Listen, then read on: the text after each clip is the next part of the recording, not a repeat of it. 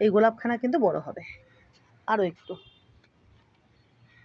এই যে দেখেছো, দেখো। আর এই যে এই জবা দুখানা দেখো, এই যে ইনিও বেশ সুন্দরভাবে প্রস্ফুটিত হয়ে গেছেন।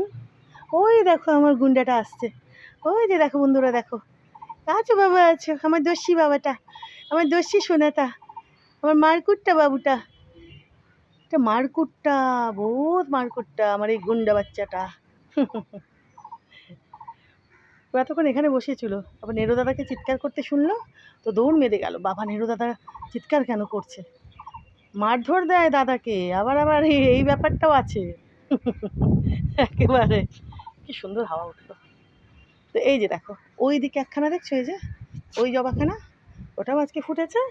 আর এই যে ইনিও আজকে ফুটেছেন। কালার খানা কি দেখো বন্ধুরা, রং খানা কি দেখছো, দেখো কি সুন্দর রং। এই যে দেখো, তো এইভাবে দেখিয়ে দিই তোমাদের, বড় বড় জবা হয়, বড় বড়।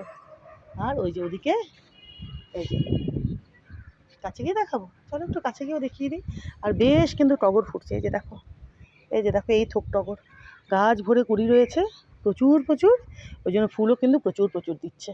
এই যে দেখো, দেখেছো, এই যে দেখো বন্ধুরা, দেখো দেখো। চলো এই গোলাপখানাকেও দেখিয়ে দিই। এই যে দেখো কত বড় বড় আর কি সুন্দর, কত কুড়ি আছে আরও, দেখো অনেক কুড়ি, প্রচুর কুড়ি, প্রচুর। দেখতে পাচ্ছ, এগুলো তো যেগুলো বড় হয়েছে, আর আরও ছোট ছোট আছে। দেখো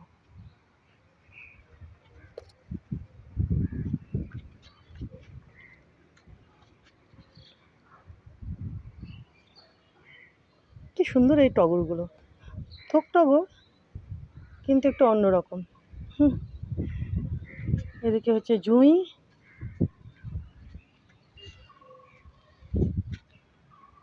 নিচেও পড়ে রয়েছে।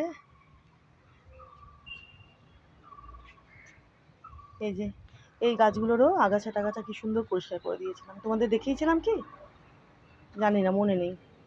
দেখো এই যে এই জবা ফুলের গাছখানা, তারপরে এই যে কারি পাতার গাছখানা, এই যে এদের টবের মাটিও খুঁড়ে টুড়ে আরও সার টার দিয়ে খুব সুন্দরভাবে দেখো এই যে রেখে দিয়েছি।